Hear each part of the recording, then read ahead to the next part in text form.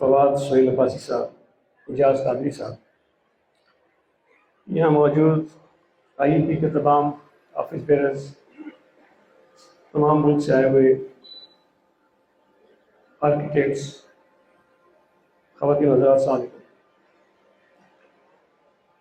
Honestly speaking مجھے بہت زیادہ اس کانفرنس کا نہیں پتہ تھا, بٹ جب مجھے یہ ذمہ داری دی گئی کہ میں نے یہاں آنا ہے تو میں نے کوشش کی کہ راستے میں جو میں معلومات لے سکوں وہ کچھ تھوڑا بہت میں نے پڑھا. لیکن مجھے خوشی ہے اس بات کی کہ آج کراچی میں آپ کا جو یہ ایونٹ ہے اس کو 20 سال ہو رہے ہیں, اور یہ کوئی کم عرصہ نہیں ہوتا, اٹس اے لانگ ٹائم. اور تمام آرگنائزرز اس کی مبارکباد کے مستحق ہیں کہ نہ صرف کراچی میں بلکہ پاکستان کے دیگر شہروں میں بھی اس طرح کے ایکسپوز آپ نے کروانا شروع کر دیے ہیں. اور آپ نے شروع کراچی سے کیا, آپ کے پاس 6 اسٹیشنز ہیں, ہوپ فلی یہ مزید انکریز ہوں گے اور آہستہ آہستہ ملک کے دیگر شہروں تک آپ کا یہ کام پہنچے گا. انسان کی کچھ بنیادی ریکوائرمنٹس ہوتی ہیں جو اللہ تعالیٰ نے ہمیں پیدا کیا ہے, تو ہمیں وہ سارے کام کرنے پڑتے ہیں. میں آسانی سے مثال دوں کہ نیند انسان کی ضرورت ہے, ہمیں سونا ہے. نیند ہمیں فرش پر بھی آ جائے گی, چرپائی پر بھی آ جائے گی, اور بہت ایک اچھے بستر پہ بھی آ جائے گی. لیکن اگر میں یہ کہوں کہ architects making our life beautiful, تو یہ شاید غلط نہیں ہوگا. وہی نیند جو ہم فرش پر بھی کر سکتے ہیں, چرپائی پر بھی کر سکتے ہیں, لیکن اگر ہمیں یہ سہولیات ہوں کہ بھئی آرکیٹیکٹ ہمارے لیے ایسا کوئی بندوبست کرے کہ ہم نے نیند اس پہ کرنی ہے, تو نیند تو آئے گی لیکن شاید خوبصورت ماحول میں آ جائے گی. اور ابھی جو مجھ سے پہلے عباسی صاحب کہہ رہے تھے کہ پاکستان کے جو آرکیٹیکٹس ہیں وہ شاید کسی سے پیچھے نہیں, ہمیں کہیں دور جانے کی ضرورت نہیں ہے. ہم کراچی شہر میں رہتے ہیں یا ملک کے دیگر علاقوں میں چلے جاتے ہیں. کئی اور ملکوں کو بھی دیکھنے کا موقع ملا. میں یہ بات یقین سے کہہ سکتا ہوں کہ پاکستان میں جو آرکیٹیکٹس کر رہے ہیں شاید دنیا کے بہت سارے ملکوں میں اتنے خوبصورت گھر ہمیں کم نظر آتے ہیں. تو یہ اس بات کا ثبوت ہے کہ پاکستان میں اللہ تعالیٰ نے اتنی صلاحیت ہمارے لوگوں میں دی ہے کہ وہ دنیا میں کہیں جا کر بھی کمپیٹ کر سکتے ہیں. جو دنیا میں مختلف ملکوں میں آرکیٹیکٹس کام کر رہے ہیں اس کا مقابلہ ہمارے آرکیٹیکٹس کے ساتھ اگر ہو تو شاید ہم اس سے بہت آگے ہوں گے. یہاں حکومت سندھ کی جانب سے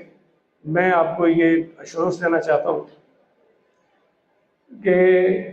کہیں بھی آپ یہ محسوس کریں یا یہ سمجھیں کہ آپ جو کام کر رہے ہیں, یہ آپ کا ایکسپو ہے, کانفرنس ہے, definitely and of this conference کہیں نہ کہیں آپ ایک کوئی پیپر تیار کریں گے, کسی نتیجے پہ پہنچیں گے کہ ہم نے مزید اس پورے شعبے کو کس ڈائریکشن میں لے کے جانا ہے اور آپ کیا چاہتے ہیں اس ملک میں. حکومت سندھ کی جانب سے ہر طرح کی سپورٹ اور مدد جو آپ کو درکار ہوگی ان شاء اللہ تعالیٰ ہم آپ کو فراہم کریں گے. اس کے ساتھ ساتھ یہ بنیادی چیزیں, اور میں سمجھتا ہوں اس کو سمجھنے کی ضرورت بھی ہے کہ جو حکومتیں ہوتی ہیں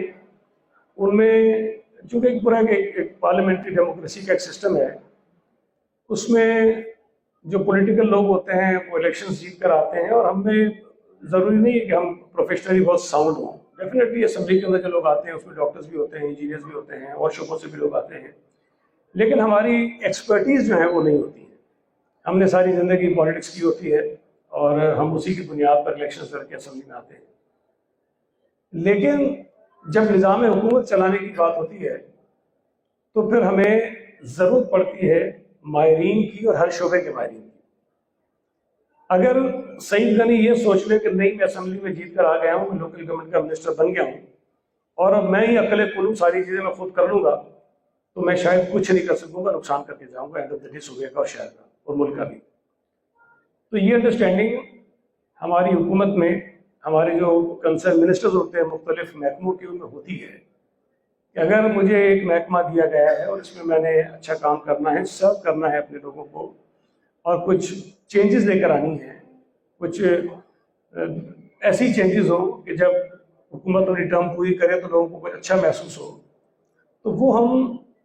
मुख्तलिफ शोबों में काम करने वाले लोगों के बगैर हासिल कर नहीं सकते हैं। अब मैं आपको मिसाल दूँ कि हमने सिंध हुकूमत ने हेल्थ सेक्टर में बहुत काम किया है। ये सिर्फ डॉक्टर अजरा पीछो नहीं कर सकती थी, मुराद अली शाह साहब नहीं कर सकते थे, अगर उनके साथ बहुत बड़े बड़े नाम जो सूबे के अंदर, इस मुल्क के अंदर डॉक्टर्स कर रहे हैं काम, वो हमारे साथ ना थे। डॉक्टर अदीब रिजवी हैं, डॉक्टर बारी हैं, बहुत सारे नाम हैं जिन्होंने हमारे साथ आके ताउन किया, हमने उनको सपोर्ट किया। उन्होंने अपनी सलाहियतों की बुनियाद पर एक बहुत बड़ा टर्न अराउंड किया सूबे के अंदर, हेल्थ सेक्टर के अंदर। सिमिलरली एजुकेशन के अंदर हमने अगर कहीं काम किया तो सिर्फ चीफ मिनिस्टर या एजुकेशन मिनिस्टर कुछ नहीं कर सकता था, जब तक हमारे साथ, हमारे मुल्क में, सूबे में काम करने वाले माहिरीन हमारे साथ न खड़े हों। इसी तरह जो आपका शोबा है, जहां आप कंट्रीब्यूट कर सकते हैं हुकूमत के साथ मिलकर, कोई जॉइंट एफर्ट्स हो सकते हैं, कोई जॉइंट प्लान बनाए जा सकते हैं जिसमें कहीं आपकी